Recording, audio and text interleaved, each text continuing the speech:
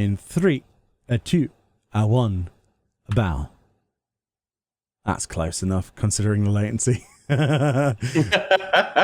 Hello, everyone, and welcome to another episode of Tea Time with me, Meoni. I have a special guest today from Twitch.tv's very own Zamoka. How you doing, Mocha? I'm doing fantastic. It's been a great day so far. Great weekend. What a great way to top it off. I am so hyped to talk to you. It has been a long time in the running, trying to fit time zones around because you're from America and I'm from the UK, and all of that crap to deal with. But good old over the pond time talk. Literally, yeah, it's tea time, but you know, it's going to be cold before you get it, sort of tea, basically the worst kind of tea. But oh well, we'll make up for it, won't we, with a conversation? Anyway. So for people who don't know who Zamoka is, Zamoka, you've been live streaming on Twitch for how long? A little over a year and a half now. It's actually, I started in April of last year. April of last 2020. year. Yeah, I got we went work from home when, you know, the panini happened. And then literally it was just like, you know what I'm going to do with my time? I wanted to do it. And then I met some new friends on Twitch because I created an account. And then they were like, do it. And then I was like, all right, I'm doing it. And the rest is history, as they say. You're now one of my favorite streamers to watch, believe it or not. I don't know if you knew that. What? Yeah. Honestly. Honestly, there's so few people that I watch these days that are actually genuine, and I can strongly say you are one of the most genuine people in the 14 community I've met on Twitch, and I'm very pleased to have you in my stream team, and I'm even more honored to be able to talk to you now. So I'm honored to be a whisker. Thank you. Awesome. Right. So you've been streaming for just over a year. How are you finding it? Are you finding the 14 community as welcoming as everyone always says, or? Yeah, I mean, of course, with any community, like, it's gonna have bad eggs, and I've been playing this game, well, PS3 beta, I'll put it that way. Oh my God. And like even then, like, as the game has grown, it's been a beautiful welcoming community. There's always people around that'll help. There's always going to be those trolls. There's always going to be the elitists. It's like any other MMO. It's got its own living, breathing population. So I've seen most of the positive on my end personally. That has been my experience. Yeah, I think most of all, most people who start Twitch and go for this game, including myself, because I had never done Twitch before, just over a year for me as well, the transition over from YouTube to doing Twitch stuff as well, it was just overwhelmingly positive. Now, I certainly don't remember friends of mine having the same experience playing other games, so I think we are honestly blessed to have the people that we have. It's a completely just a chill game, it really is, and the community is just very warm from what I can see. Now there is obviously, as you say, the bad eggs, and recently there's been a lot of the hate raids and other situations with Twitch, but I think for sure, yeah. And it, like, to go off of what you're saying, it has been there is niche content for everybody. There's not any one thing. Like, if you don't like half the game, there's still other things in the game that you can like. And I think that's where some of the bad egg-ism, I guess I'll call it, comes from, is people that have fallen into things they don't like to do, and then they lash out. Other than, you know, the obvious, like, I don't like people. I don't know. Maybe it's just the fact that PvP in this game is probably not as prominent as in other games. I don't know. Maybe that's a factor as well, because you can't kill somebody in the open world in this game, right? Yeah, there's no open world PvP. Granted, I will say that I myself actually enjoy PvP, at least what I play of it. I wish I could dedicate the time I wanted to Feast, but I do frontline a lot and rival wings when I can. Yeah, frontline is actually quite enjoyable, but it is, a lot of it is just Zerg gameplay, which is, you know, not for everybody. But Oh I yeah. think that the feast is, for me anyway, in my opinion, I've strayed away from it mostly because of the win trading. I'll be perfectly honest, and it does exist, and it does blight it for me. Unfortunately, it paints it in a Oh, I negative have heard of atmosphere. it. Yeah, we had I think it was 5 people in the last month who got banned on those leaderboards that were actually at the top. So at least on Chaos Data Center, obviously just it's different for every data center. Not everyone has bad eggs, but we had 5 people apparently, which Oh was that no. suddenly disappeared from the rankings. It's like, well, this is exactly my point. And people tell me, oh, Yeah. Meoni, win trading doesn't exist. You're imagining it. It's like, well, no, actually.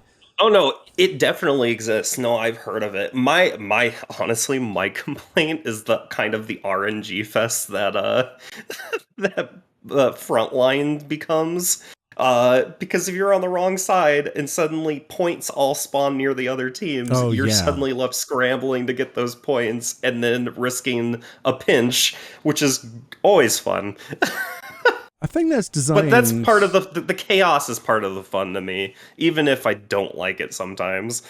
Yeah, they've definitely designed that to be annoying, but it does seem, whenever I play Frontline, it always seems to be like the Immortal Flames. It seems to be over there when I'm not them, and I'm like, come on. That's my own personal Hmm. RNG, but I don't know. I'm looking forward to small-scale PvP, which is something they're covering in the second live letter. We just had one, but that should be in sometime in October, they said, right? I'm actually extremely excited for listening about that because I'm Same. curious what it's going to entail and like how big you can make your teams, essentially. Is it going to be 1v1, 2v2? What sort of content is it? I mean, they haven't specified if it's actually combat PvP, have they? I mean, who knows what it could be? I don't know. I don't know if it's going to be objective based or if it's going to be like deathmatch based, essentially. And that's kind of what I'm trying to wait for because I enjoy the objective gameplay. And so I'm hoping we get some more like objective modes that are outside of Frontline. And I hope that the small scale is added to the roulette system as well as an extra source of XP and an extra source of people getting funneled into, hey, I can do this PvP. And like, even if I'm not the best at it, holy hell, I just gained a bunch of XP on the job that I joined as. Yeah, I think because it's not called a roulette, is it? It's what is it called? Someone had a go at me the other day actually because I call it PvP roulette, and it's not called that. It's like it's not even a roulette. What is it called? It's just straight up called Frontline. It's under daily Oh, challenges instead of daily roulette. challenges. There we go. Hmm. Yeah, somebody was a stickler in the comment section last time. I apologize, but I still call it a roulette. I think that it needs to be broadened a little bit. We need to see more things in that roulette than we currently do. Like all those different modes that we have. It would be nice to see if we had rival wings in that roulette as well, and just For sure. and mix that up. But the thing about small scale PvP that gets me interested is the idea of the less people we have on screen, the less latency you have to deal with. And this game suffers quite clunkily with PvP, I find, with the person, the client side, with the server side matching up, and they could be dancing around, especially if they have a bad connection, which can make PvP a little bit tricky. I always find. I think it's a bit clunkily loaded. There's a massive guy in us there. There he's moved. But that's what I'm looking forward to the most. But Switch from our fellow Team Whisker member brought up the point of how cool would it be if it was actually just Warmech versus Warmech, like basically with the weapon thing. Hey, I like that. I like the idea of kind of bringing like a battle mech style PvP mode to it Right, because they said they because wanted to it'll reuse it, didn't they? The G Warrior.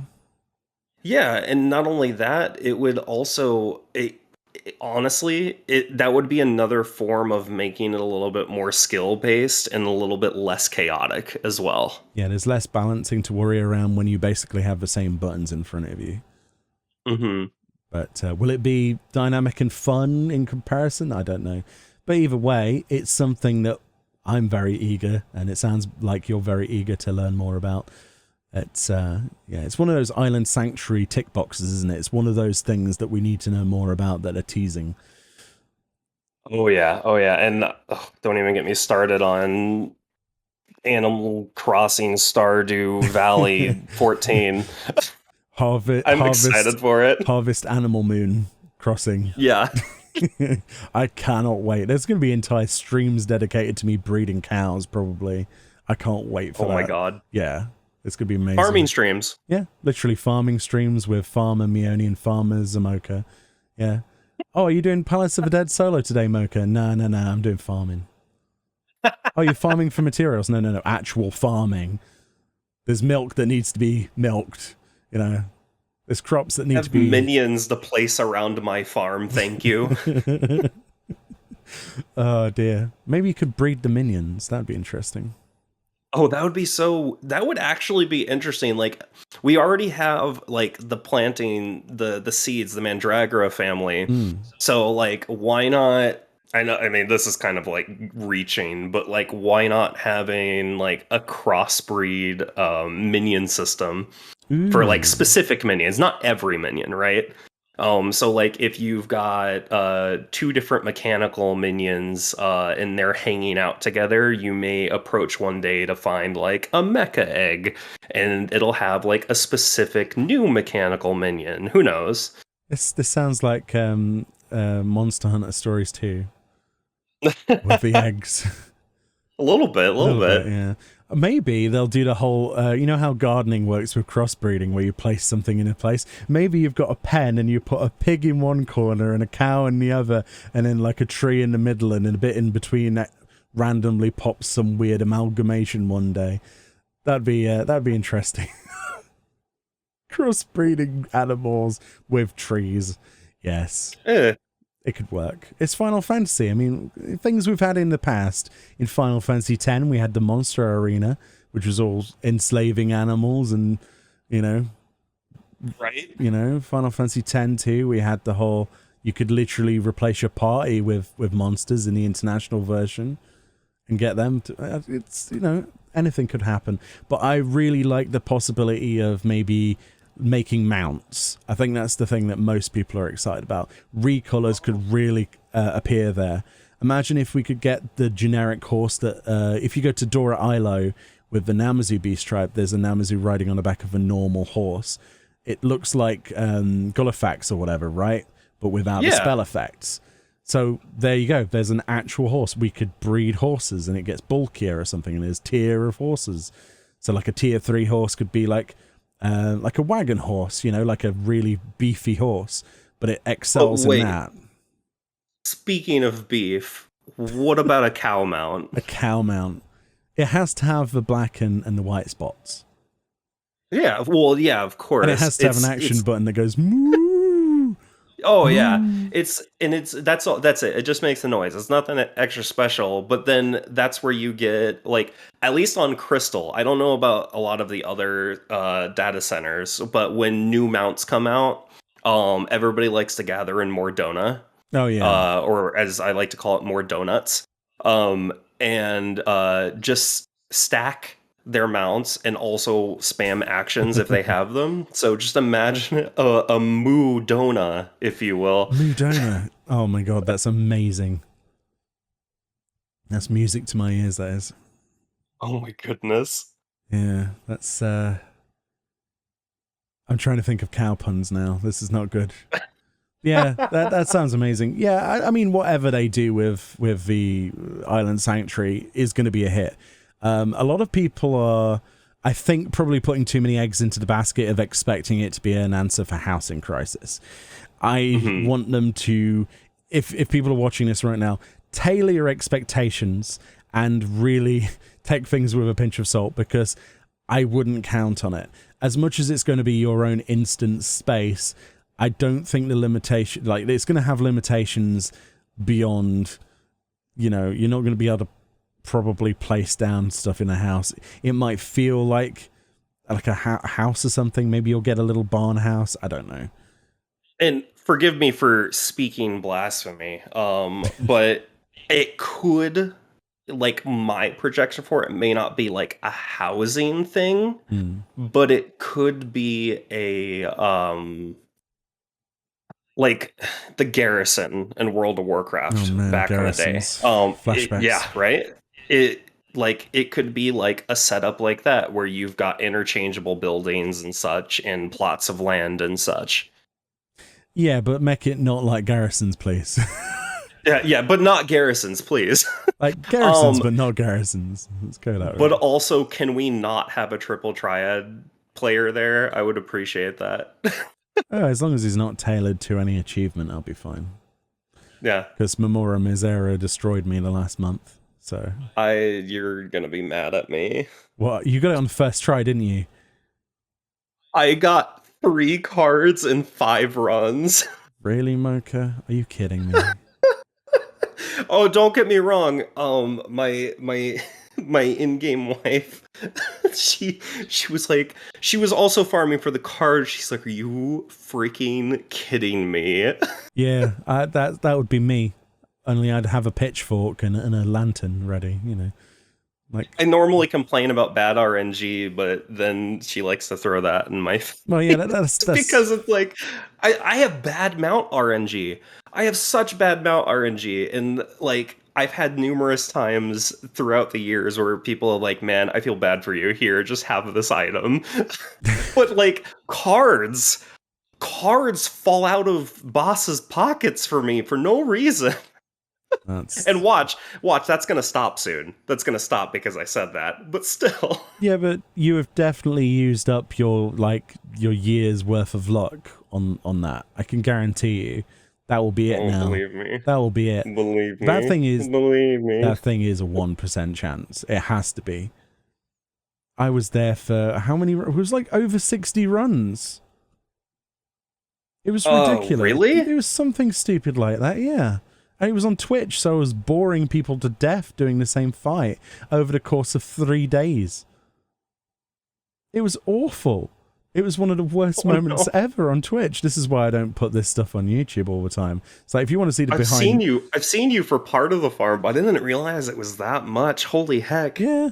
This is why the people on YouTube listening to this now or watching this now, just be glad. Just be glad that I don't put all of these streams on this channel, because you would be bored. You would be bored and oversaturated with grinding. So, but if you do want to watch me grind things, you should come over to the Twitch channel for certain. But yeah, you've used up your luck for the year. I'm sorry to inform you, but you're not getting any mounts anytime soon. Can you state that last statement to your audience one more time about requesting what they want to watch? What they want to watch? About grinding things? Oh, grinding things. Yes. I mean, yeah. Grind everything. That's basically the plan on Twitch. That's what I end up doing. No, it's just it. Oh dear, you with your mind. Oh no, I'm terrible. Yeah, definitely. I mean, you've already asked about like my stream style. It's definitely geared towards a more mature audience. So like, wholesome / lewd is the theme essentially. Basically, that's any Twitch streamer after a year. I've basically discovered that it's the corruption sets in, and that's it. We're all as bad as each other after a certain point. So there we go. That's great though. It keeps things interesting. It does. It's always, because nobody can get away with saying anything. This is very true. Very true. Right. So we just had a bit of a big thing happen, a little bit of an event. I don't know, just this small little thing called Live Letter 66, right? Mm-hmm. Yeah, just a small 7-hour broadcast. Yeah, I remember how they were like, this is going to be about roughly, 4 hours? And then the first segment took 3? They said 3 to 4 hours, and myself and my friend James we were in a call together on Discord, because he was like, oh, I'll be up for a bit. I've got work in the morning, though. I need to leave at about 7. I'm like, okay. Oh dear. He was like, I have no time to sleep now. I guess I'm going to work without any sleep. So he went to work without any sleep, and it was still going another like 4 hours after he had gone. So that was fun. Goodness. But yeah, it was worth it though, and they did pack it absolutely to the brim with information, which is something that normally live letters don't have. Previously, we've had a 4-hour live letter where they reintroduce us to how to play Triple Triad, and that really irritated me. I think you probably remember that live letter, but they were like, yep, I do. Yeah, they were like, oh yeah, we're going to sit here for the next 30 minutes and tell you how to play Triple Triad. It's like, really? But you've got a web page for this called the Lodestone, don't you? Like, why? You know that people who are watching this are going to be people who are interested in new features. Oh, absolutely. And it just sat there telling us like how to get cards and how a game, this number has to be great. Like, no, please stop. So at least we didn't have that this time. Instead, we had some quite interesting developments. A lot of quality of life changes coming to the game. Speaking of which, mini aetherites with a map, that was good. That was actually really cool. I also liked how we're going to be giving away our life savings to move across the map now. Well, yeah, it's past the 999 gil limit. And everybody in the Twitch chat, I don't know if you were watching it live at the time. Of course you were. But they were like, oh, no, my God, like, oh, it's the worst thing ever. And it's like, did these guys forget about aetherite tickets? Well, and I could be wrong. If I recall correctly, I have heard also other people talking about it. That I don't, and don't quote me on this, but I will. Heard that they're going to be there's going to be a distance to how long those can be free. Oh, really?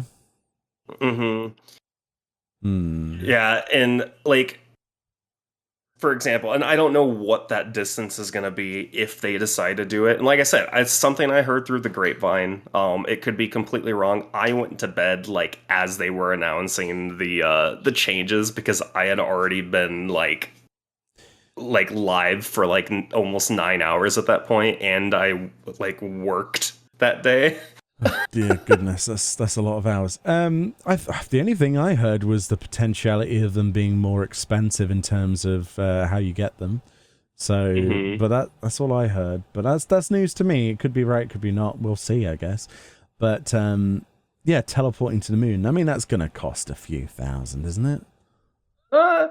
I do believe somebody was doing the math like on rough estimates using Earth's moon. And they were like, so if it costs this much to get from here to here, then it should cost roughly 93k to get to the moon. They used, I think it was Uldar to Kagane, and they used the example of Tokyo to somewhere else in the real world, then estimated what that would be in Eorzea lengths and things, combined to how far it would be to the moon, and then got the information of how much it costs for that teleport using the screenshot that they showed of the new updated things of what they could show, which showed Kagane from the teleport of where Yoshi P was, and worked out it would be like some ridiculous number. But of course, it won't be going off of that, will it? I hope. I sure to hope. I sure to God hope not. That is. Why don't we just have a spaceship? Why don't they just give us the Ragnarok and let us fly up there ourselves?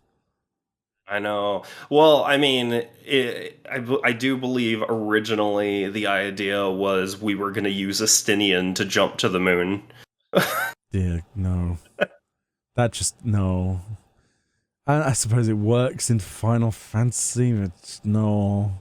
I want a spaceship. I want to know what that weird triangular pizza-shaped thing is on the logo. Oh, I'm actually really curious about that. Like, I wonder, because Final Fantasy growing up has been a big thing for me, and I've been loving the pixel remasters. And so, like, obviously we got the whale as the mount. Yeah. So I'm wondering what kind of inspiration they're taking from 4 to implement into 14 for that. No idea. It could be something original. The one person brought up a really interesting thing. I know we're going off on a bit of a tangent here, but in Full Guard Float or whatever it's called in the game, if you go there to the quarry area where there are a load of golems, there's actually a triangular shaped giant metal crashed thing stuck in the ground that kind of looks similar.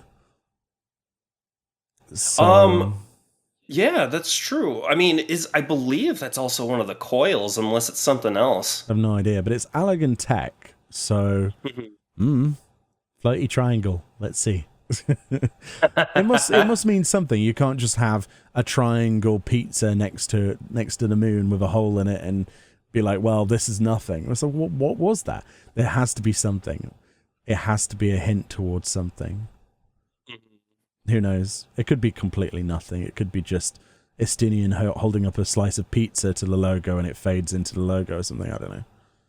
Oh man, that's the dream. Just him. It's just a slow motion. You zoom out the camera and it's a slow motion of him releasing the pizza, and then he just fades out. Endwalker pizza. Damn. Well, there's cheese in the moon, so you can make a nice cheesy pizza. With moon cheese. Yeah. It did look like we're going to see more of the moon than just that crater around Lamentorum or whatever it's called. Because I was worried that we were just going to get that small building on the moon and it wasn't going to be a proper zone. And then they were like, hey, look, here's a moon monster that was adorable, by the way. That the, was it the Paladin was attacking or something, or Dragoon or something? Oh, yeah. That thing is adorable. But I was like, oh, look, there's that Lamentorum thing that I can't pronounce or remember how to pronounce. That's cool. Oh, it's down the crater. We're above the crater and there's monsters. Therefore, this is a zone. Yay.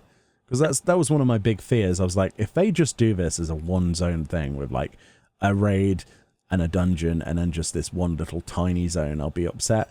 But it looks huge. I'm looking forward to chilling out on the moon.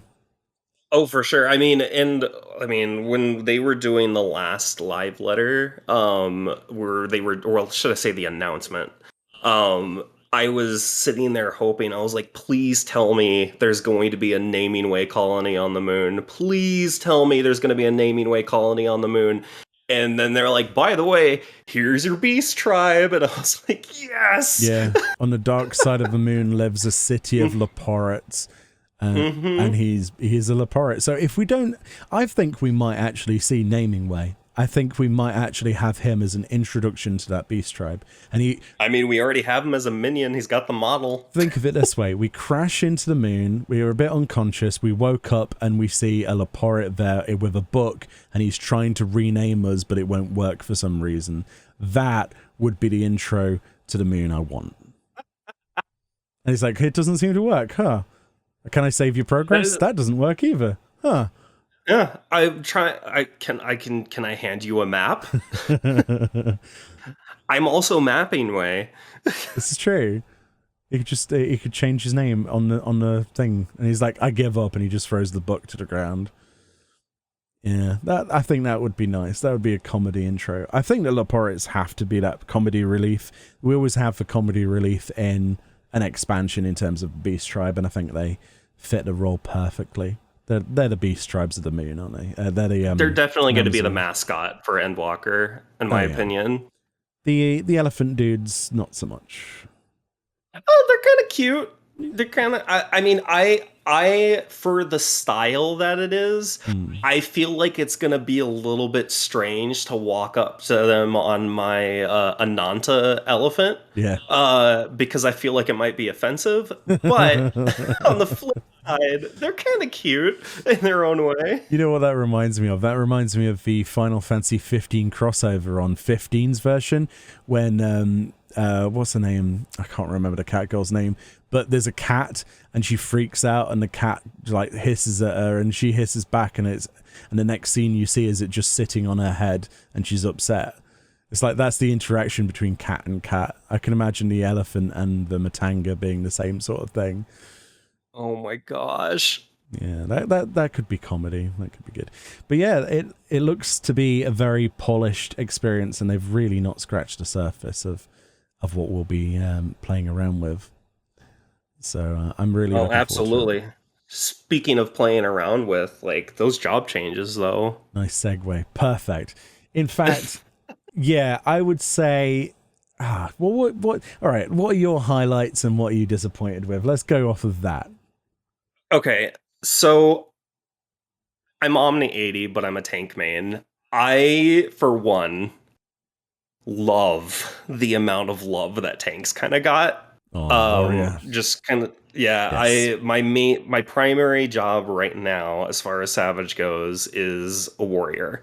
But I'm trying to work on all my tank mounts and titles. The On the flip side, when we're talking DPS, I primarily play Black Mage, and I was kind of like Ooh. there for Ninja for most of it when it comes to melee. Hmm. But I started falling in love with Monk in the last couple months, and I've Wow. started to really get used to that rotation. And I kind of really like how this new Monk is looking. Um, the Black Mage makes me happy. Really? Well, Uh, because they're taking the Enoki in a way, or? No, it's not just that. Like that's a decent quality of life change, and I can understand why people are upset because it takes away from my complexity. Hmm. It takes away from my skill ceiling. But at the same time, like when like you're looking at the overall aspect of everything, it kind of does help things be a little bit more fluid. And one of the opinions that I have, like I said, I started on PS3 beta Hmm. and then went to PS4 and now I'm on PC. I still play with a controller because I literally grew up with this game on a controller. Yeah. um, and I think they were trying to take into account all the PS5 users. So they've gotten rid of some buttons, but they've gained some buttons to make sure that people can still fit them on their controller crossbars. It, And so that it does take away, but it also gives at the same time. yeah. I would say that simplification doesn't necessarily mean a bad thing, but I Hmm. think a lot of people have taken it as this is a simplified version of it, which I would agree with in places as much as, I agree with both sides of it. There is no wrong answer to it. It's just how it's going to be now. One thing I did notice from Black Mage specifically, though, is just the amount of fire and ice together things that were happening. I didn't really know what those spells were, but it reminded me of Zervan a little bit. Like, suddenly we have It those... remi- So I do believe and again, I could be wrong. I do believe some of the team that's on 14 also kind of came from like dev team people that worked on like Chrono Trigger and Chrono Cross, Okay. because that reminded me of, and I could say it wrong, Antipode, which is a fire ice, Yeah, basically cross tech, and it looks beautiful. it I does. actually really enjoy it, and the fact that Matoya can now drop a little sun on any enemy seems pretty funny. Yeah, it was definitely explosive and flashy. My friend James mains Black Mage. He was a little bit upset about Enochian being removed. He says, "Oh, well, there goes the skill then." I was like, well, I guess that's an opinion. That's definitely one way to look at it. But at the same time, he was like, "What is even going on right now? What is that? War, yeah, war." I'm gonna have to get him on at some point to talk about Black Mage because it was just explosion after explosion, and it was like, this looks so much more lively than Black Mage normally looks, and it's usually quite flashy, but this is just insane. I was expecting them to On give it some new stuff, but it really has ticked the box of unique look at me sort of button, similar to how Passage of Arms was the flagship for Paladin. I think it's the same sort of thing now. Oh, absolutely. And personally, my take on it, like I was sitting there watching Black Mage and I was frothing at the mouth. I was like, "Oh my God, these are amazing." Like I was like, "Yeah, I get it. We're going to explode more. We're going to explore more stuff. We're going to freeze more stuff." And I was like, "Was that fire lightning? Was Mm. that fire ice? Excuse me?" There's some new parts of the gauge as well, isn't there? Mhm. Which, I don't know. And you're getting an increased... Everyone's getting like an increased AoE rotation, aren't they? So That's all jobs in the game that are DPS. Everyone gets an increased AoE because they're trying to encourage people to AoE more and not to be penalized for AoEing over a single target. So that's why Red Mage has got loads of priority towards the flare, etc., being an AoE now rather than a single target. It'll be the same for Black Mage. They're focusing on really getting you to use those buttons because, as I know, Black Mages didn't really use like fire, Blizzard, right? Blizzard 2 or whatever. Is it Blizzard? Yeah, 2? it's Fire and Blizzard 2, like as a medium, like the in between. It was kind of like your lower level AoE, right? But now it's let's see how many times I can burn flare on an enemy before I can foul. Basically, yeah. So, and they did say there's going to be another part of Fire 2 and Blizzard 2, like another. So that's another rank of AoE version of that, right? There's going to be something for 90 that replaces those, presumably on your bar, from what I understood. Yeah. So you're going to end up with, what would it be, Fire 6 or 7? Something like that? Super Firaga 17 Esquire. Something ridiculous, yeah. I think they joked about the naming conventions on the stream as well, didn't they? They were like, we're running. Yeah, they did. We're running out. I got a kick out of that. Because in the Japanese version, they still call it Firaga and stuff, and we call it like numbers. Because we're boring. Well, and I thought it was kind of sweet, like, when they explain the story behind, like, hey, do you mind if we take over naming conventions for this game? And they're like, the whole, the camaraderie in that company of like, hey, yo, I trust you with this, and you're doing a good job already. Yeah. You're fine. That's very sweet. In terms of... sorry, carry on. Oh, I was gonna say, though, if I can just kind of maybe cry just a little bit. You're going that route now.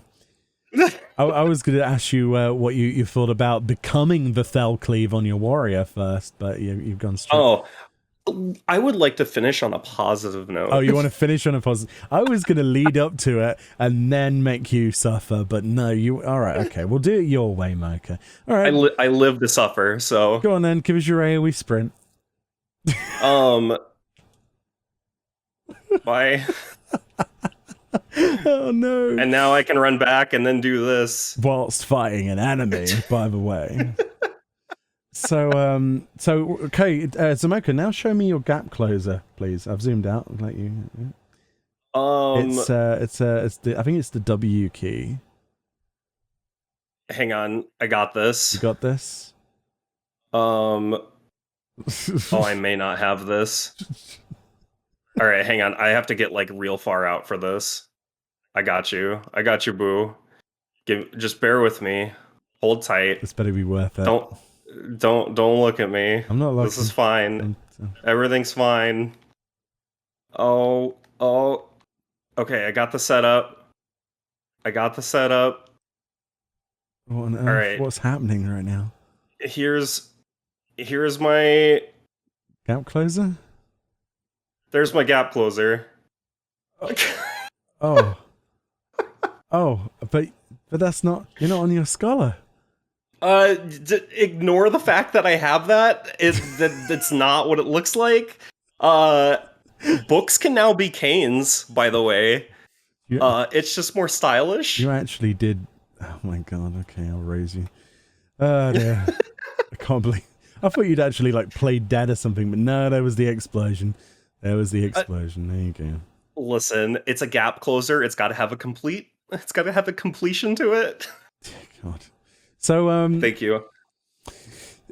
Talk to me about Scholar, because I think people know my opinion, and I'm getting into hot water talking about it recently. So from someone who's played Scholar and enjoys Scholar, you take the floor. You tell them what you feel about this. Okay, I love Scholar. When it comes between the three healers, I am the kind of person that is very much into preemptive healing versus reactive healing. So barrier heals are right up my alley. I think it's cool that they're dividing the two. It also kind of helps with party comps where it's just like, oh, we've only got two white mages. Oh, we've only got two scholars. Oh, we've only got two. Well, two Astros still work. Oh, right now it does at least. It'll still work. And the fact that like I feel Scholar is in a good place right now because it's good at what it does. It's not the flashiest healer. It's not like over the top. But it gets the job done. We are going to benefit from the reduced the reduced cat time, the reduced cast time. On our broil that gives us more time to get off our off global cooldowns, which we use a lot of 1.5 seconds. And that is across the board, and it's beneficial for all healers. Yep. And like again, this is gonna sound like Scholar Copium. I feel like they didn't really show off or talk about any of the potential uses that Scholar is gonna have besides the battle peloton, because they were also announcing Sage and trying to really hype up Sage at the same time. They put all their eggs in one basket and then literally put the other one outside with no eggs, and it rained on it, and they just showed it off anyway, and it's just this manky piece of... Exactly. Yeah, it's horrible. Don't get me wrong, I'm probably going to level Sage. I mean, I'm going to level it anyways because I want to Omni. Oh yeah, it's one of my usual things. But I'm depending on how I get into it. Like, yeah, I might be into it for a hot minute, but I love my fairies. I love my fairies too much. Even though they're homogenized. I've played. Yeah, and I've been there from the original Scholar where we were the damage DPS. We were the green DPS because we had all the dots and stuff. A Sage now. And yeah, well, I mean, it's... Literally. Yeah, it is. And like, I don't think Sage's kit, as far as damage, is going to differ far too much from every other healer's damage. We've all got a dot, we've all got an AoE, we've all got a single target. And like, I think that we have yet to hear what our new Art of War is going to do. We have yet to hear what the new Gravity is going to do. Right. But this yeah, is the issue, though. Yeah, it's not going to be flashy. Probably not. And you know what? It's okay. I like my fairy. I'm a little bit sad and scared that they didn't show off Seraph. Well, I hope we don't lose Seraph.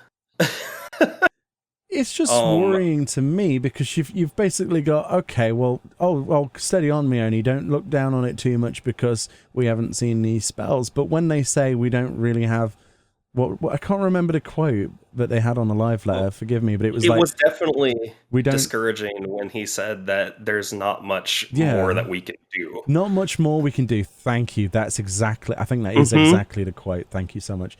And that, to me, because up to that point, I was like, you never know. They may be holding stuff back. And then it was like, wait, what? There's not much more we can do. Oh, dear, no. Really? So that makes me think, okay, well, all we've done is now changed each of these spells that did healing to do a shield plus. And, okay, that's fine. But Scholar, correct me if I'm wrong, needs more than just that. It needed some love, it needed some attention to bring it into the fun category for a lot of people. It's not the most thrilling thing, like you say. And for everyone else to get something like boom, explosion noises, and then you have this job action trailer where it's Scholar, and they hold W to walk out of an AoE, and they press a couple of buttons, and that's it. We get the mitigation waddle, you know. It's so disappointing, and for anybody who plays Scholar, I feel sorry for you because what else can I feel? Because it was deplorable, and I don't think they really even care at this point for Scholars. Like, I don't know how much else they could have showed off based on its abilities. Maybe they could have showed off some of the comboing with the toolkit. like emergency tactics or even deployment, anything like that in combination with any of these like upgraded shields or whatnot. But yeah, it did feel really disappointing that like it was kind of like the low light of Yeah. the entire job trailer. But I'm still am I still gonna play it? Probably. Is it not like flashy and fun? Not as much as the other healers, but is it my comfort zone because I love shielding? Yeah. Like I'm a tank main. It's probably because I'm a tank main that I love Scholar so much because I love mitigating. Yeah. I don't know. When I watched the white mage part of it, I was happy because again, it's another one of these situations where like we really don't have much to show, but what they did show was like, hey, look, there's this thing that very much looks like a lily growing on the floor that's emanating AoE heals on a pulse of 2, and it looks amazing. I was like, okay, well that's enough for me. And there was a couple of other little different things, but there was something new. Whereas I don't think Scholar had much to even on the job trailer. They could have done something. They could have changed something. Just give them something flashy, you know? But here's the thing, though. Scholar, you would think, would get the same sort of love that Summoner would get.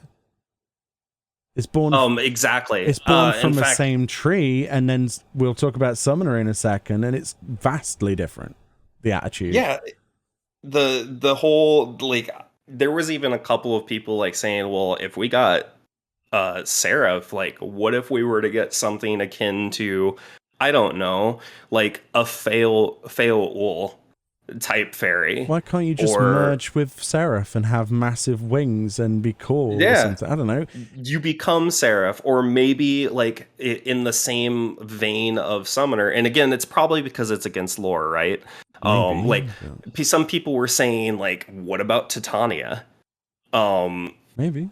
But at the same time, I mean, this is biased because you know I'm all about Tonberries, but like give me some Tonberry stuff. like I had an idea for a move where you could literally use Grudge, where say for example it's a raid wide. Yeah. You mitigate everybody, and then when everybody gets hit, for the percentage of the shields that were hit, you use everybody's grudge, and that's just like a cooldown burst of damage based on how much just got mitigated. That sounds OP. It does sound OP, but it would be a long cooldown. I mean, there's things that they could do for everybody, but I just love Tonberries. They missed the flashy bit out and gave everyone else flashy. Everyone else on that job trailer had something, and that's why it just stands out so badly. I feel like going over, I don't know if you heard me on the stream, I said I feel like going over the job trailer, re-uploading it, and then having everything normal, and then just the scholar bit slowed down to 0.5 seconds of the time, and then remove the audio track and replace it with cicada or grasshopper noises as it just slowly zooms into the footage and then goes back to normal again, because I feel like it was such a distinct, and it was dirty. I think they played you dirty. I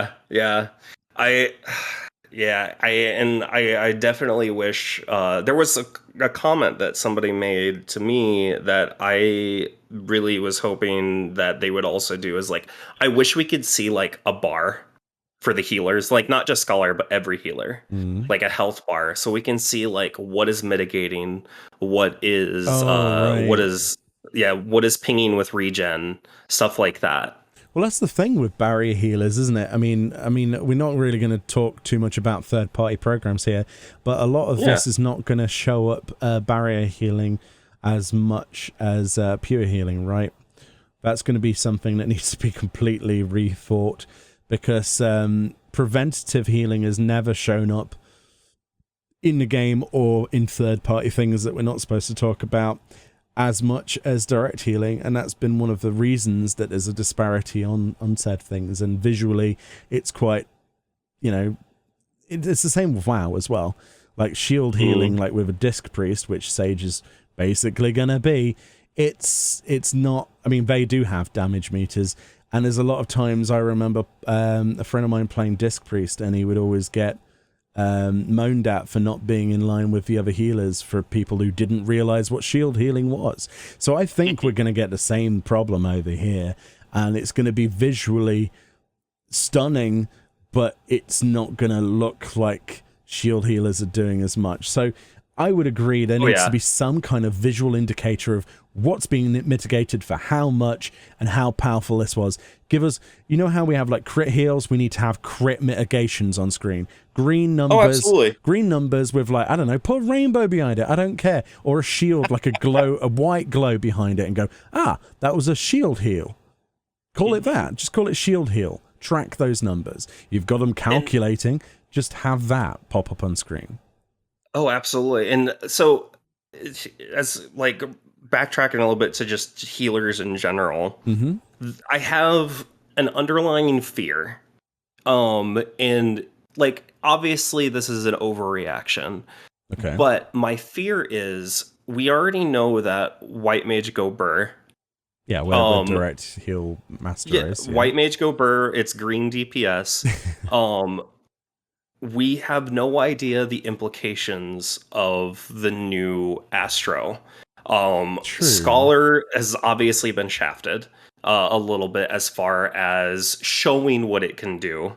And then we have the shiny new Sage. And my fear, and not that I'm not trying to make people paranoid, my fear is that the meta is going to be White Mage Sage only. It is. I can guarantee you that already. People are already said that, because the thing that really peed me off as well, Mocha, is something that everyone else was cheering for.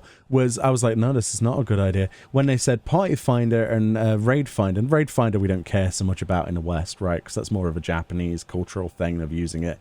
But Party Finder having the ability to lock out direct healers, one per, and then one shield healer. There wasn't really. It felt like that was almost becoming. I mean, it's not, but it almost felt like that would be becoming the norm, and people are actually going to use those locks, and they're probably going to lock out Scholar deliberately. It seems too easy to do.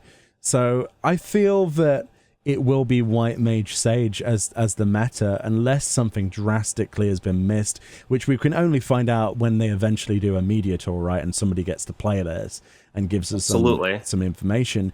But I agree with you. It's not a fear, it's an actuality. I think that most people, including if you ask someone on the Balance Discord, they would tell you exactly what you've said. They would be like, yeah, well, obviously that's going to be the meta because it fits there, and those are the two most powerful, as we know at this point, of those two things. Everything they showed about Sage was more than just flashy. When they were playing it in the game on the target dummy, me and James were looking at it going, hold on, he's just put Cardia on himself and he's healing himself for 4,000 a tick, but this is every like millisecond, and he's like bolting the crap out of this target dummy. That seems a bit strong, doesn't it, when he only has 24,000 health? And then you see Scholar and it's just like, yeah, I don't think you're going to compete, really. I could, like, I want to pop over and check it real quick, but correct me if I'm wrong, but wasn't, like, that Cardia ability, like, level 4 or something? I think it was something low like that. The tooltips were screenshotted and put on the internet. It was designed to be accessible in all the low-level stuff as well. So it's for your low-synced stuff, Sage will be best in slot for speedruns of old dungeons. So the speedrunners are going to be using those, and the normal people will be using them, because you can basically go Palace of the Dead. Yeah. Oh, Palace of the Dead. Cardia on yourself, bolt things to death with laser beams, fill up that bar, and then unleash the Gatling laser that they showed that goes above them and goes bzzz. That looked amazing, by the way. But it did. I don't want to poo-poo on any particular job. And I'm not poo-pooing on Sage or Scholar directly for people who are watching this. I just think there is a disparity. And if you're going to put those side by side, me personally, I would choose to take the Sage. And that's just based on judging a book by its cover. And if you think that's wrong, then a lot of people are going to be doing that.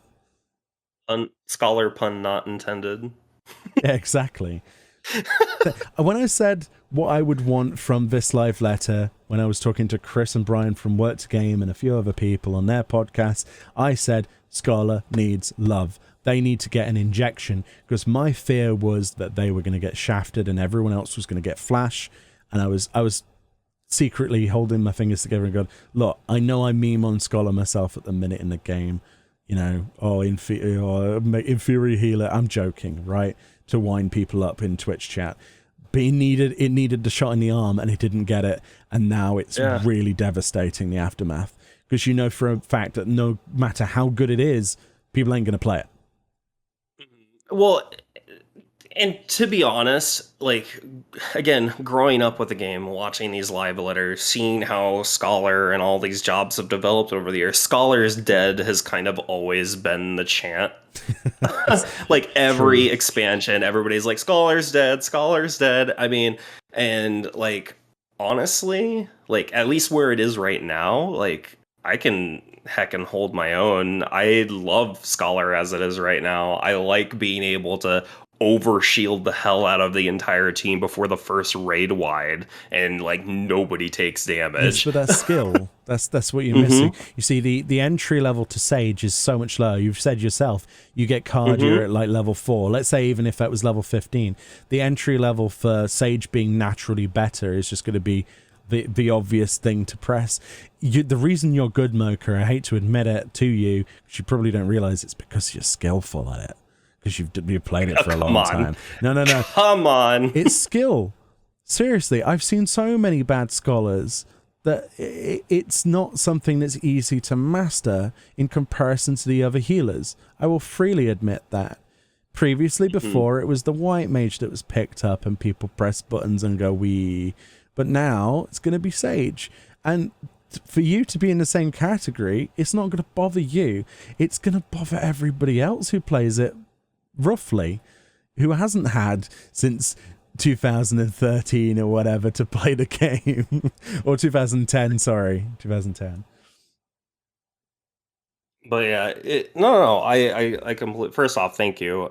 Second off, no, I completely see exactly where you're coming from. Yeah. Scholar does take a bit of like knowledge, pun intended, to get used to using, because you've got to know like how your skills combo off of each other. No, I thought the pet did it all, apparently. And see, that's the thing. That's the general. That's the meme, so to speak. And people are like, "Just let the fairy do all the work," and it's like, "But my shields." Oh dear. Yeah, people don't understand preventative healing. It was the same in WoW. Even when you did have damage meters more freely available, it was exactly the same. That's why it's being even more shield focused is going to do more harm to you than I think you realize. But especially when you showcase next to the big laser beam boy that's all flashy. For sure. I mean, don't get me wrong. Do I wish that we had higher potency heals? Kind of. But like now at this point in the game, like when you've got a shield on, you just got Sacred Soil, and Sacred Soil's got like a healing dot built into it. It's better. It's better than Asylum. Yeah. Asylum sucks. I was like, please remove Asylum. Please remove Asylum. Please change it to something. Now they're showing this like AoE on the floor. I'm like, is that Asylum?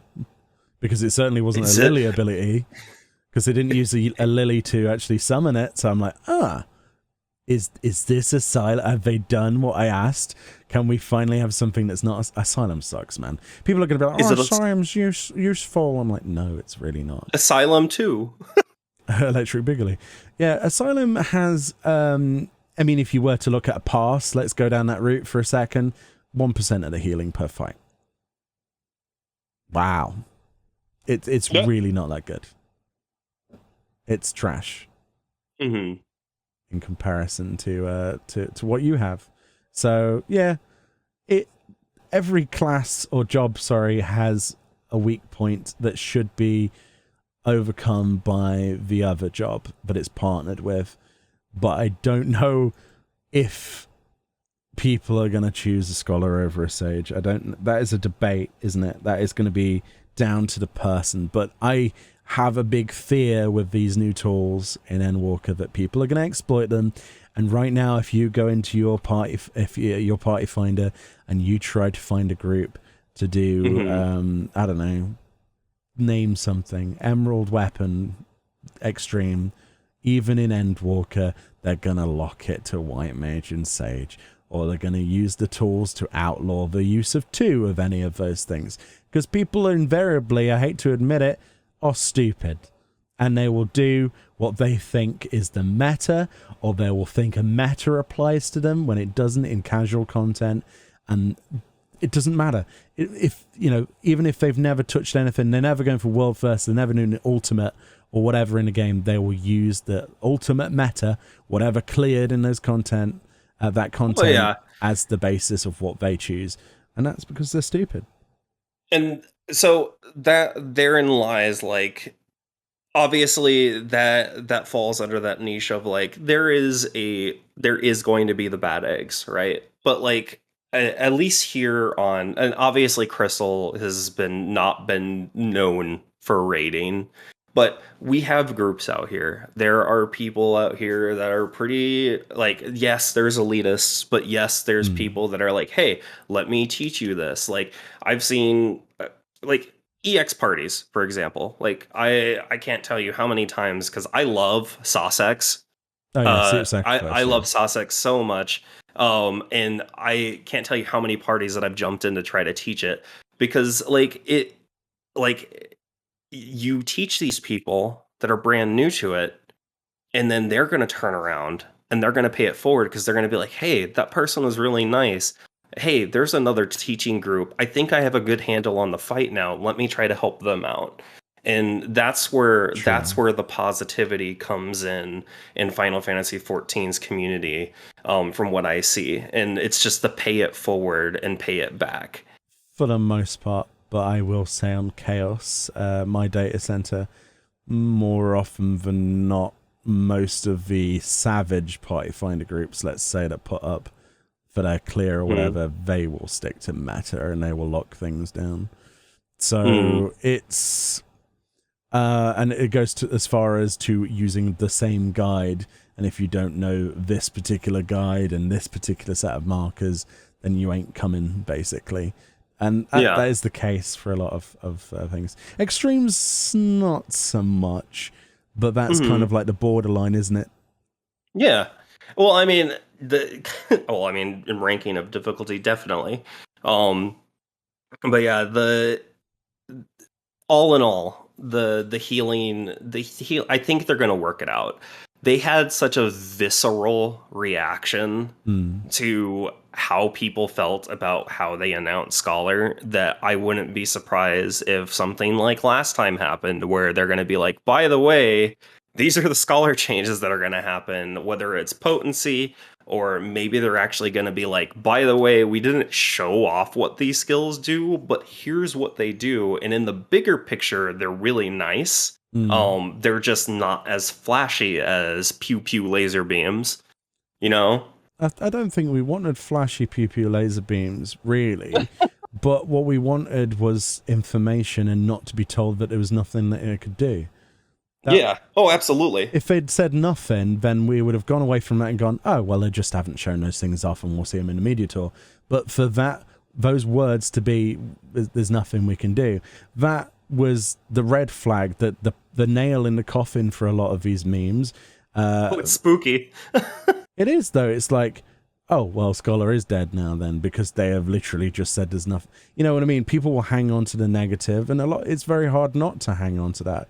It was such a weird thing to say, and I think they will regret saying that at Square Enix. They will look at what the internet has become. Even on the Japanese side is worse sometimes, by the way. You think it's all innocence, but no. So, some of the people that are creating these memes, yeah, seriously. I was looking at the Live Door Japan blogs, which is quite a popular Japanese set of blogs. I use that for a lot of information when they have interviews and things. People have been going off on one. The memes are real. They're not happy. They're not happy. So Yoshi P has his work cut out now, because I hope it was a mistranslation or something, because the scholars need to be told that everything is okay. and that there'll be something, because you can't just leave it up until the media tour with that, you know. Or maybe they haven't done anything, and maybe that is the truth, and that's even more disturbing, isn't it? But yeah. All we can do is wait, to be honest. And say la vie when it comes to the MMO like announcement grind. Like, we can only wait. Who knows? They might have a surprise announcement in like response when they announce the hand land changes in the next live letter. So Fingers crossed. Usually Yoshi P goes, look, something happened last time and we need to address it, and then they spend 20 minutes reiterating that Scholar's not bad. I bet that should happen. I hope that happens. So a few final things for some of the other jobs. What did you think of Bard? Do you think that's coming back to the way that it used to be, since all 3 songs will now have party-wide buffs like a dancer? Or is it not enough to bring it in line with what people wanted it to be? I.e., majoritively, I think most people, it would be safe to say, are hoping it to be an old-style Bard with songs being meaningful and less of a focus on DPS and more in line with a dancer. Or do you think it's not enough? I personally, so from what I know of Bard, I did when I my journey to 80 with it, it was fun. I did find found it surprising that it actually had a really nice rhythm, like pun intended. There was a rhythm to Bard, which is really cool. I feel like the changes aren't going to be like over the top, but it was enough to adjust. Yeah. Because you've got the songs technically already fall under their own windows, and that's a good thing, because the fact that you could play all 3 songs back to back is great. Now, when it comes to whatever this new gauge and how it works, Yeah. The fact that they said that they're changing, didn't they say they were changing the times, the cooldowns of the songs? I think they're getting completely overworked. Yeah. Like overhauled. Yeah. Yeah, so like if they're gonna be more in line with, say, like you can now figure out what song to play first for this fight, so that leads into, say, I know I'm using Brotherhood as an example, and I don't even know if we're going to still have it. For say, in line with Brotherhood or Trick Attack or stuff like that. That way you can maximize everybody's DPS during those burst windows. So I feel like it's going to fall a little bit back into its support position, but it's still going to do its best to keep up with its DPS. That's my opinion on it. Like I said, I'm not a master of the job, so I wouldn't have a definitive answer to it, but that's what it looks like. You see, the problem with Bard is that a lot of people, including myself, remember Bard when it was more support-sided. And then when they started to add stuff like Dancer to the game, a lot of people were like, well, where does Bard fit in now? It was Dancer that caused that issue that, you know, that we have now to solve. Dancer is a very well-established job that is incredibly useful, does less DPS, but its support buffs are very, very good. And so much so that Dancers are used equally in endgame progression. In fact, we had a world first with a Dancer. So it's just how it was. The buffs are strong. So for Bard, that was like, okay, where do we fit? Because they weren't as strong as Machinist, which they decided to give all of the firepower to. Machinist got reworked because it was crap before. We all know that. And now it's so much better, in my opinion. And a few other people's opinion. It is now the DPS leader. So now it's like, well, Bard, is Bard going to be a replacement for Dancer if you choose it, or is it not gone far enough that direction, or is it supposed to be in line with Machinist? And I think they've pushed it further towards the Dancer thing, but I don't know if it's enough. And a few people I asked, because a few people on Twitter commented when I said Bard's back, baby, because all I knew at that point was, yes, we have songs that do things again, right? But the rest of the job is still very much a mystery. They said, oh, they're going to have to do a lot more than that. And a few people have said exactly that, because it's not enough anymore to be... song I'm heavy. I'm kind of hoping for like a Bard Bane. Uh Something. Yeah. that would be really nice. Like it may be a little bit over the top, but it would be really nice to have a Bard Bane to help spread the dots rather than just like, hey, multi-pull, let me individually poison a bunch of things to give me some procs. Because that would be useful to the proc system. It would make Bard more fluid, and it means that you can kind of fit into your rhythm rather smoothly. Yeah, I don't know. Again, Bard is one of those things that I just need. People just need to play, and Mhm. I hope that whoever covers the media tour gives Bard a good going over. I need to see that. I need to watch someone play that and go, okay, which way is it leaning? Because it's so it's same with any of these jobs though. Like we can speculate as much as we want, and Yoshi P said, look, the numbers are gonna look weird, and this is gonna be weird. Take everything with a pinch of salt, but inevitably it's so hard not to make judgments, especially, and it's just around the corner, but it's so long to wait. All you're gonna have is, waiting with bated breath until we get more news, because Yeah, and we'll get all the details of all our new actions soon. That's I think everybody got to see how flashy everything was. Everybody got a sneak peek at some of the actions during the showcase because we had the translations and people screenshotting yeah. and stuff like that. But like whatever is a mystery, they're gonna reveal it. People are gonna kind of pick it apart, and then we'll be able to get like a definitive like answer to yes, this is better. This is fine, or they really didn't do anything with it. that last one was Scholar. Yeah. Yeah. I mean, but and again, Scholar Copium, folks. Like, why fix what isn't necessarily broken? Like our damage is busted, but I hope the Mm, cooldown reduction, the cast time reduction fixes that. Um, maybe, but but pew pew laser.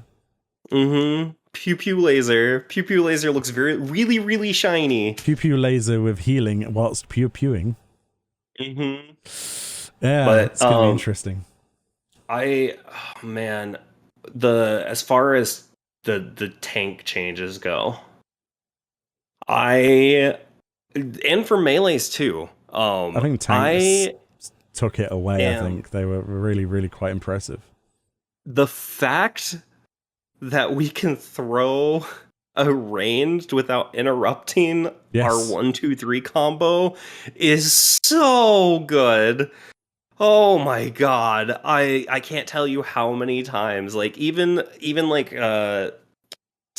for example, teaching parties in Sussex, when you have to move out, I can't tell you how many times it's like, do I want to throw the tomahawk or do I want to wait so I can get my Storm's Eye procced again? No, you can tomahawk as much as you like because it won't bother your combo. And that is a Mm-hmm. good thing to take from it. I think they said they're doing that with casters as well, right? Um, Some or something. I can't remember exactly what they said now, but the same thing is the being applied Addle. elsewhere. Yeah, Addle. There we go. The Addle and Feint are going to work for both physical and magical, though Addle's going to be more potency for magical, and Feint's going to be more potency for physical. Well, as in reduction of damage. Mm. Some exciting times. I mean, Paladin. You've got to just. I know we're going a bit longer on this, but this is the gist of it. Is there's so much to talk about, but you've got to tell me what you think about Paladin and then like 4 different stabby swords that keep coming down from the heavens. Okay, so Infinite blade works basically. Infinite Blade works exactly. Uh, I love it. I will admit when we were watching the trailer, I saw the Confiteor go off and I was like, okay. And then I saw the second one go off, I was like, oh. I saw the third one, I was like, oh. And then I saw the finisher, and I was like, oh my god. Yeah, I like how the fact that all of the other job action trailers where they had a monster and it didn't die, and this one they stabbed it so much it literally just died on screen and they kept it in the video. I thought that was fantastic. It's like, yeah, it's dead And now. yeah, I mean, I really like definitely as far as tanks go. I mean, Paladin's always been a rather strong tank. Yeah. But like I can definitely see a lot more people like there. You're gonna have the cosplayers that are always like, yeah, I play the job that the expansion trailers got.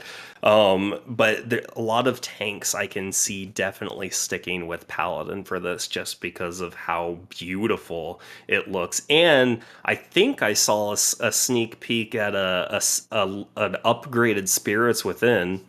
Mm. Well, Paladin Yeah. is the poster child, isn't it? Yeah, it is the poster child. And then not only that, like the just I'm wondering because they've reduced like they're talking about putting like making cooldowns with the windows. Obviously, in with the asterisk, not all cooldowns are going to be 60 to 120 seconds. But like I wonder what's going to happen to something like Hallowed Ground, Oof, I don't know. which is already the strongest invuln. 120 And it's got an seconds on that? That'd be interesting. yeah, I mean, it's got an extremely long cooldown. It's got a 420-second cooldown because it's so strong of an Or, invuln. or maybe they add stuff to replace the other tanks' cooldowns. I, for one, I hate the Dark Knight one. I can't stand it as a healer. It does my head in. They just pop it when I've already used Benediction. I'm like, are you kidding me right now? Wait, I thought that was supposed to be Bolide. Bolide I can deal with just about, but I hate the Dark Knight one. I cannot stand it. I really don't like healing them because they're just like, oh yeah, Living Dead. I'm like, whoa, whoa, whoa, whoa, whoa, whoa, whoa, whoa. Am I supposed to heal this at the same time during this mechanic? And they're like, I'm dead. Yeah, you're dead. Good job. You know, I don't know. I have a real problem with it. I don't know. I get it. I can't wait to see what they do in terms of that, but I think for the most part, they will probably, if they do bring down Hallowed Ground, then they're gonna change the other tanks cooldown. They have to. I'm wondering if they're ever going to do any adjustments to Super Bolide, because Super Bolide, in my opinion, has lots of room for error. Like, obviously, so does Living Dead. Yep. But like bringing yourself down to 1 HP is Painful. Is spooky. Well, it's just, don't get me wrong, it's valid. It's a valid invuln, but in my opinion, like you say, you don't like Living Dead. No, I hate it. I don't like Bolide. You know, I to be honest, I don't like either, but more Living Dead I don't like. I just think that everybody should be a paladin. It's much easier to heal. Jeez, the progression. I mean, they can heal themselves through a mechanic when I don't have time to heal them for a start. They're very strong right now. Ooh, let me tell you, a Clemency, warrior. OP. A warrior? Warrior. So I played through Stormblood as a Dark Arts Dark Knight back before they changed, like revamped Dark Knight into what it is today. And I enjoyed playing Dark Knight until the end of Shadowbringers. And then I was like, all right, cool. I'm going to work on my tank mounts. And then I started working on my warrior mount and started mastering the rotation. And like, holy cow, like I get that it's pretty unga bunga fell cleave, but holy heck, is it fun. It is so much fun. Warrior is my go-to for a tank. First off, let me just say, when I first saw the benchmark, that lariat, that double lariat ability that I saw, I was super excited for. I'm glad that it is actually its own move in the job action trailer. And whatever that fellest cleave was at the end was beautiful. Well, he did was it 2 or 3 fell cleaves before going into that? It looks like a finisher. It looks like a button, it's the same button. it feels like that because of what they've done with Gunbreaker.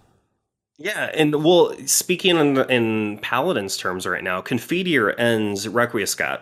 Yeah, So I'm wondering if that's going to be a finisher to interrelease. most likely. Yeah, most likely. I think it'll be built up and then you unleash it. Yeah, Hmm. I'm. I don't know. Can we just talk about Gunbreaker and the idea that they've changed that into a 1-button rotation into a 2-button rotation? Because I I'm a little bit off with it. I again, speaking back to like thinking of the controller users, right? Yeah. Um I I use 2 crossbars on my controller. I don't like my third crossbar I use for mounts and extra stuff like sustaining potions for Palace of the Dead and whatnot. Oh yeah. But like fitting all of the abilities, I think I'm missing one roll ability on my paladin, and I think what they're trying to do with adding to a bit like adding abilities to Gunbreaker is try to reduce the amount of buttons that you're pressing on your hotbar. Yeah, it's button bloat reduction, but at the same time, it feels like I mean, unless they do it with the other tanks in a big way, I feel that it was already very simple to begin with, and now it's like, I hate to use the pun, but like Babby's first tank. It feels Yeah, well, very straightforward, very pick upable. well, and granted, for something that you pick up at level 60, like I would hope that Yeah. you'd be able to easily grasp how the job is used, and then build up off of that. The I am okay with it, because boy, would I hate to have those extra buttons and then also the continuation of Burst Strike. Hmm. Yeah, I don't know. Again, I need to play this stuff to really Oh, have of a say course. on it. But yeah, just knee jerk reactions, basically what we can take from it. But Scholar gets screwed. Most everybody else looks pretty good and comfy. Some really highlight moments. Warriors Fellis Cleave or like Super Fell Cleave, where you become the Fell, Oh, is badass. it was orgasmic. I loved watching that. Sage looks overpowered as to be expected. Reaper looks nice and flashy, but it's going to be... Hmm. I'm looking forward to the teleport mechanic on that. It reminds me a little bit of Warlock's demonic teleport thingy that we used to Yeah, it have. does kind of, huh? Yeah, that I'm like, ooh, okay, I might be interested now. Everybody basically having a gap closer apart from Scholar. Yeah, it's looking to be quite an interesting time. And I think for the most part, the live letter was absolutely full. And as much as the last hour or so was a bit of guff, really, there was at least 6 hours of content there that was worthwhile for you to watch. For the first time in a long time, I can say that it was just full. There's so much to unpack. And it's only going to get busier as we get closer to whatever media tour or information we get on Yup. channels. So, but yeah. Yeah, I'm like even like the monk blink. Like I get they're getting rid of shoulder tackle, but like that monk blink looks really nice and also would help with uptime 3 because now you can charges. just be like, I'm out of the AoE. I'm back in the safe spot and now I'm punching again. Works on enemies and allies, and it has 3 Hmm. charges. It's inferior manipulation, but actually good. It's melee black mage, It except is. you blow things up with your hands and feet. Yeah. The last point before we wrap this up, then, because we've been going for a while, is Oh, just sorry. it's fine. I'm loving this. The last point I want to bring up, then, one thing we haven't talked about is Summoner, and we need to talk about Summoner in Hmm. some sort of degree, because that thing is insane. Okay.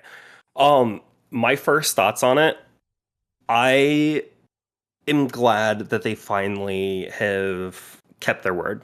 They Yeah. have been talking for so long on like, hey, I know you guys want something that's more than just, hey, I'm an affliction warlock and Yeah. dots and dots and more dots. Um, and like it has its identity again. Like it's more than just like I am a poisoner with pets. It is, hey, I actually have control over these like aspects of these elements, and being able to, yeah, I don't have dots anymore, but look, I've got burst. I've got burst, and I've got mobile attacks too. So you've got like a slew of instant casts that you can use with that Titan. That looked really neat. Yeah, it's the idea of going, what I like about it is Bahamut, Ifrit, Garuda, Titan, and each one of those has an empowerment. You smack the crap out of things with Titan, 2 charges on Ifrit because it's so powerful, 4 for the other 2, and then once you're done with that, you're casting Ruin, or you're weaving between that, so there's a lot more focus on weaving now. You're not having to mess around with dots, which, because there's no dots anymore, for people who don't know who are watching, they've been removed from Summoner completely, and then you're going to have procs off of Ruin, presumably, and then your other abilities, and then you're switching into Phoenix, and then after Phoenix has done its thing, you've then got those 3 again before you go back into Bahamut, or whichever way around you. Welcome to your 20-minute opener. It is literally the juiciest piece of footage I've seen in a long time. I was like, this really is a new job. They weren't, they said, think of it as a new job. Absolutely, there's nothing that's good, but the only thing that's staying, I think, is like Ruin and probably like a couple of buttons, but that's about it. Everything else is just focused on, I am a summoner, stay away from a summoner. It's Una all over again. It's like, hold my beer, guys, I'm actually going to summon things, and you're not going to be just staring at this stupid Eggy for 5 minutes. It's, wow, that's actually Titan. That's actually Ifrit. That's actually Garuda. When we saw Garuda for the first time, I was like, what? What? Yeah, I think everybody kind of like, I think jaws dropped like, excuse me? Yeah. What? And then the Titan came out and they're like, excuse me? Yeah. I am the Ultima weapon now. So they were on about like Carbies, and then does that mean the Aggies are gone then? I didn't understand that. Does that mean the Aggies are gone, or are they? I think from what it looked like, you will still be able to use them as eggy glams. Right. But I can't, again, we can't confirm until we've got more information. It looks like you're gonna have just the singular pet for now. Interesting. Like I haven't seen all the tooltips or anything like that, so like I could be wrong, but it looks like we only have the one summon, and then everything kind of you manipulate the aether around that summon. And then the second charge of Ifrit is I'm going to jump forward and smack the crap out of someone with my gap closer. That's like, yeah, I really like that. What I didn't see is a way of getting out of there, though. So they don't. Yeah, they don't have a like a displacement or anything like that. So that's interesting. It's stuff like this that also makes me a little bit more like it makes me even more interested in like, this is going to change the gameplay and stuff solo content wise, like people going for Necromancer. Like I wonder how Summoner is going to look in Palace of the Dead now, because it looks beautiful right now. This new version. Well, with the lower cast times, with the more instant cast focus, kiting on that thing is going to be gorgeous. Especially, I'm just going to literally, you'll be dropping, like, imagine Heaven on High for a second. You've got Titan, and then you've got Titan. You've got Titan to clear a room, but you've also got your Titan, you've got your Ifrit and your Garuda at the same time. That run is going to be interesting, a solo Heaven on High. But yeah, I don't know, man. I'm looking forward to it. Summoner to me felt like, and it's like when I eventually play that job, when I finish leveling my healers, everything will be literally being removed from the bars. It'll be a graveyard, and then I'll be putting stuff on, and it'll be like, wait, this is fun. I can imagine myself getting addicted to it, and just I can see it already. It looks so much fun, and the fact that they focused on that rather than uptime of dots and things is nice. But what it does leave room for now is people who want a dot class. So there's only 3 casters in the game, is there not? They're like we've got the 3, and I don't know if they want to bring back dots. I don't know if they want to keep it on Bard only, or I don't know if they're going to save it for maybe 7.0. 7.0 Necromancer? Well, unfortunately, that ship sailed. I have some opinions about Necromancer. Like, as much as I love it because it's technically a canonical Final Fantasy V job, you get it from a bad guy. Well, we technically get Reaper. Well, but Reaper's Xenos, isn't it? Yeah, but there's like the legality of things, right? Because it's taboo in some countries, and I do believe China also plays 14. The visualization of skeletons and overtly focused on death is prohibited. However, there are Chinese games with necromancers. I did not know that. Yeah, that was the only aspect I was worried about it. It's changed quite significantly over the years. Ever since World of Warcraft had an issue where they couldn't have, Wrath of the Lich King was basically, Ice Crown Citadel was a mess. Lord Marigar, if anyone's ever played that, in the Chinese version is just some dude. It's like a patchwork dude. He doesn't have bones exposed. It makes no sense, and the dialogue doesn't make any sense either. So I love that. Yeah, but apparently a lot of things, it's not really the most progressive part of the world. But well, I'm not saying that, but like it is how it is. Yeah, there's rules and laws, and that was what I was worried about when they were like, they were like, is it going to be Necromancer? But it can't be Necromancer because there's like some countries that have laws against that play this game, and like it's possible. I personally was hoping for some kind of chemist, because it makes sense. It's like, I know we have alchemist, and then but like we were going to Garlemald, and chemist seems like a very Garlemald thing. Well, they introduced the character that looks like my character, but if it was a child, that everybody mentioned everywhere. That was the whole Chiresian thing, or Chiresian, that whole plot in Crystarium, right? So we all thought they were going to go chemist or Chiresian or something like that, but but I guess not. It's good that we're gonna see, like, I'm a lore hound. I love lore. It's good that we're gonna see Thavner. I've been looking forward to seeing the origin of like dancers and stuff like that. I've been waiting to see old Charlan. I've been waiting to see all these beautiful places, and I'm curious about what other, like, because a lot of their story sometimes has inspiration from older Final Fantasies. So this has been very 4 heavy.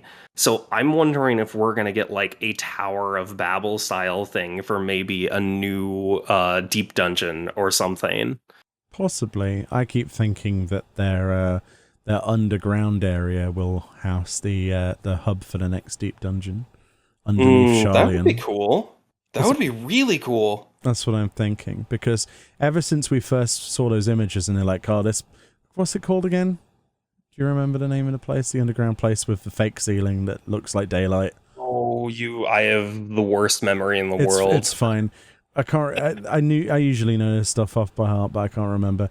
Basically, that place, I think one of the things out of that, there might be storyline related there, but I think it will finish very much like how we had Heaven on High, as the storyline was around it, they mentioned it, and then later on we unlocked that as a deep dungeon. I think what truly is below Charlian, deep down, will be horror, basically, just tomes of evil, basically, all sorts of things. Ooh. Ascian roots, that kind of evil stuff. Void related things. So it could be a deep dungeon, and I think that would be the logical place to put it. Apart from, I guess, on the moon, but makes sense to me. Yeah, that actually, yeah, the moon would be a good obvious choice, but Yeah, that does make sense that it would be like we've already got like deep under South Shroud. What about deep under the deep world? Well, Charlian is basically Ascian, isn't it? That's what that's where the basis of that is. You've got the spirals on everything in the architecture, which is identical to that in Amarot. They've literally got it's the descendant of the symbol of the spiral that's evolved over time, and they've taken it as their symbolism. If you look into all of the encyclopedia stuff, the spirals are very much an Ascian thing. So when I saw literally the Aetheryte being a big spiral, I was like, oh, well, okay, well, we know who's behind that then. It's probably one of the first Ascian cities. Well, I mean, in this world, you got to remember we've got the four Zodiark and four Hydaelyn crowd too. So it True. could be we could be seeing some of those other ones. We also have the four Elidibus group, which was for both sides. It was balance. So Charlene's always about, as they have mentioned, keeping balance. So it makes sense that this might be Elidibus's attempt at maintaining balance through the mortal races. Oh, there's an idea, yeah. Yeah. But it obviously failed. Like everything else failed. But yeah, I think that's probably where we're going to have to leave off, as much as I would love to talk for another hour. It's been an absolute pleasure, Zamoka. Thank you so much. Oh, absolutely. And thank you for having me on. I appreciate you extending your invitation to me for this. And it was great to kind of share my point of view and my excitement with you, and actually get a chance to sit down with my stream team later and be like, just to shoot the talk. Yep, well, I want to do this more often, so for TeaTime episodes and other bits and pieces, other collab ideas that you might have or I might have, I would like to extend that even further. But hopefully people watching this have enjoyed this. If you have enjoyed my talk with Zamoka, where can they find you? What are the things you want to plug? Oh, me of all people? I mean, I'm going to be on twitch.tv/Zamoka, and that's Ximoka. But that's usually where I'm going to be found, Monday through Friday in the evenings. Or, sorry, Monday through Friday in the evenings. But yeah, I'm doing a lot of Palace of the Dead lately. I've been really, really getting into it, and trying to go for Necromancer, and hopefully soon, even with my blind runs, I'll get there. Fingers crossed. I've been watching some of the bits of those runs when, my schedule's a little bit insane recently, but every now and again I tune in and I'm like, has he got it yet? And he's like, oh no, he wiped on something. No. Yeah, there's, I ran out of time last time on 150 as Ninja, and we're going to get back up there. People voted for Red Mage. I'm going to try it as Red Mage. My highest is 177 on Machinist. I've kind of been letting the chat tell me, like, what do you want me to run? And that's what I've been going as. Terrible idea, resorting to chat. Terrible. As if I would do anything like that. It's the extra element of chaos that everybody likes. It is, yeah. Chat is everything, including chaos. Yeah, absolutely. But yeah, thank you so much. It's been a pleasure to have a different voice on TeaTime, and people do enjoy this. Like I say, quite surprisingly from different parts of the world. So yeah, I think there's a couple of people that listen to TeaTime whilst they're trucking along on their long journeys across ice roads and things like that listen to this, that can't play the game. So I'm sure they're going to share your passion as much as they usually do when they listen to me. So. Oh, that's sweet. Well, thanks again, and a wasoi to you. Yes.